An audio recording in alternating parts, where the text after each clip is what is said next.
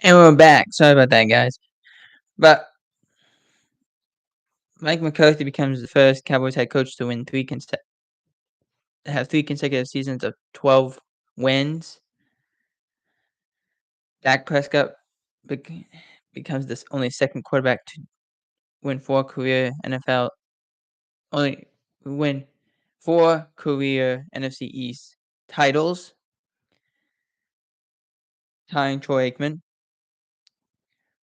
I I want to make this clear. Dak became also the first quarterback in NFL history to go from leading the league into interceptions and then going in the next year and leading the league in touchdowns. So congratulations to those guys. The reason I wanted to bring this up wasn't because of the accolades. It was mostly for the media.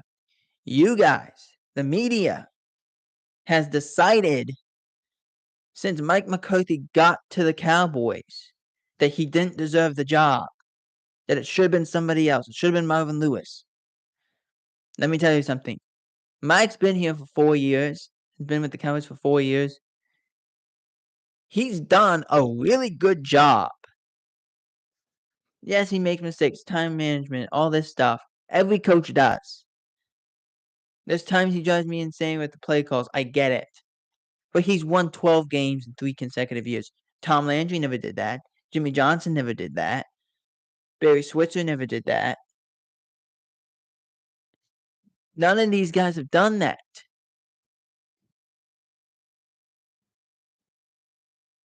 Dak Prescott and this Cowboys team won 12 games 3 consecutive years. Mike McCarthy was the coach of that. Mike McCarthy ran the play calling this year. We all said, with Kellen Moore gone, this play calling is going to be worse. They might only win 10 games, maybe less. They may make the playoffs as a 7th seed. They won 12 games and are the 2nd seed in the conference. And if they had won maybe one more game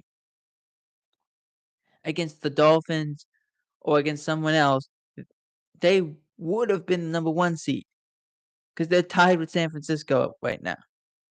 But San Francisco has the edge because they beat them in week 5. These teams, we don't take account of that Mike did a great job, or these coaches have done a great job. Mike Tomlin, the media was saying Mike Tomlin deserves to be fired for the last month and a half, 2 months. Hey, he's gotta get fired. He's gotta let go. Why? Why? 17 years without a losing season. They made the playoffs as a 7th seed. Now, granted, TJ Watt is out maybe for a little bit of time. He has a grade 2 MCL sprain. A little friendly fire from one of his teammates. It's unfortunate. But you can't doubt that Mike Tomlin is a good coach and needs to be the coach of the Pittsburgh Steelers. Mike McCarthy has done a good job. But because the media says he didn't deserve the job, they hate him for having the job. Including Adam Schefter, who said last week, some people, first off, when you say some people, there's a couple of words you shouldn't use in media. You shouldn't use the word if, and you shouldn't use the word some, or some people. You shouldn't do that. You should go, if you're going to give sources, you shouldn't say some people think, or if this happens.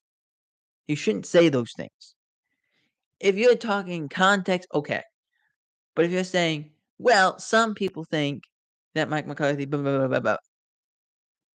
Hey, for whatever reason, you don't like him. Okay. That's fine. Just admit you don't like him. Just admit that you didn't think he deserved the job. But you can't say he didn't deserve the job when he's won 12 games in 3 consecutive years. You can't tell him that. You can't tell that Dak Prescott's a bad quarterback. He's gone 3 seasons winning 12 games. And well, that's happened. You can't deny that. We may not like how he coaches We don't like the mistakes that he makes in clock management and play calls, but they win the game. That's important. We forget that. As bad as it can get sometimes, it could get a whole lot worse. They go back to the game against the Dolphins. Cowboys lose the game against the Dolphins 22-20. Everyone's saying, fire Dan Quinn. I'm like, do you guys forget what this team defensively was like when they had Rod Marinelli? When they had Mike Nolan? We are blessed. We are blessed to the point of we have Dan Quinn. That our defense is as good as it is. We are blessed to have that. When we had Mike when we had Mike Nolan, this defense was terrible. They were awful.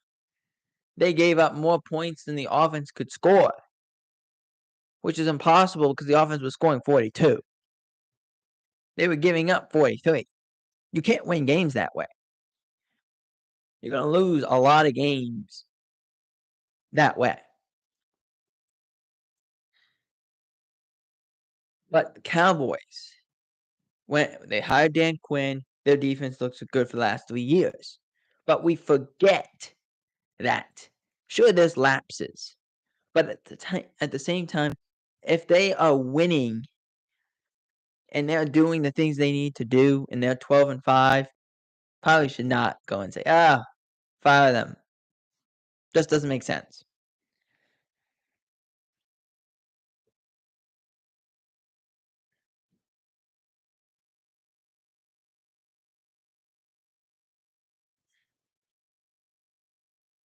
So here's the playoff bracket in seeding. Let me get it right here. Boom. So it's the first Saturday game is Cleveland, the Cleveland Browns, go on the road to Houston. That is on NBC. That is the 4:30 game. That's going to be an exciting game. Probably one of the games I'll cover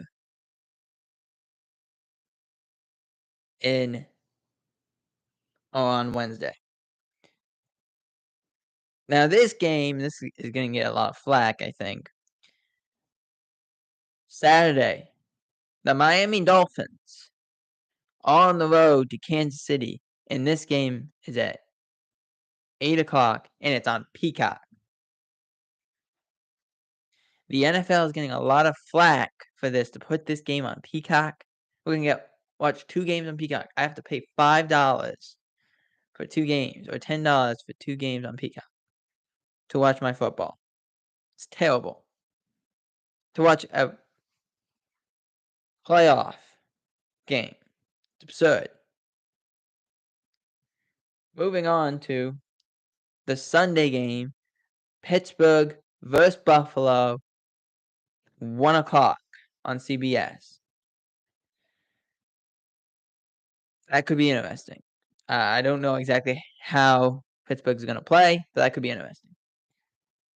Following that game is the game between the Packers and Cowboys. These teams have an intriguing history, I should say. Intriguing history. That's the 4:30 game. The Packers are the 7th seed. They beat Chicago 17-9. The Cowboys are the 2nd seed as they beat Washington 38-10. So that proves how good they were. That those both teams were to go and win the way they did. Next up, a late game on NBC, the Rams against the Lions. Matt Stafford revenge game. Jared Goff revenge game. This game is going to be fun. I can't wait.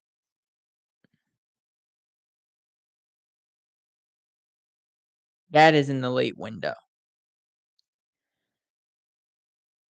Next up, the Eagles versus the Buccaneers.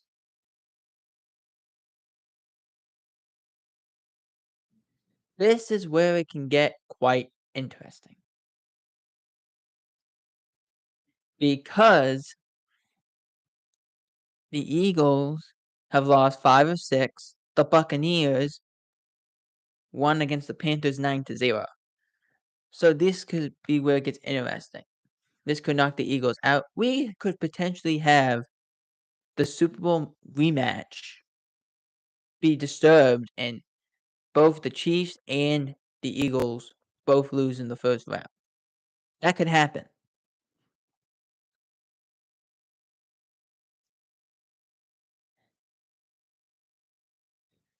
The Eagles ended up losing to the Giants 24-10. So, if I remember correctly, we were 3-3. We had picked the Bears to win. They lost to the Packers 17-9. We picked the Cowboys to win. The Cowboys won against the Commanders 38-10. We picked the Saints to win. They won against the Falcons 48-17. We picked Panthers to win. They ended up losing 9-0.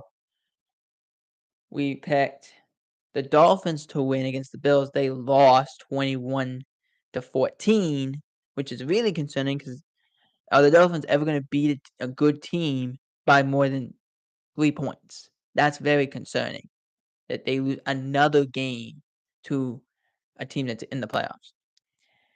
And then the Houston Texans, we said the Texans would beat the Colts. They ended up doing that score of 23-19. But that is all what happened on Black Monday. We will probably do another video if there's another coach firing. But until then, for NFL World, I'm Jacob Hebert. Out.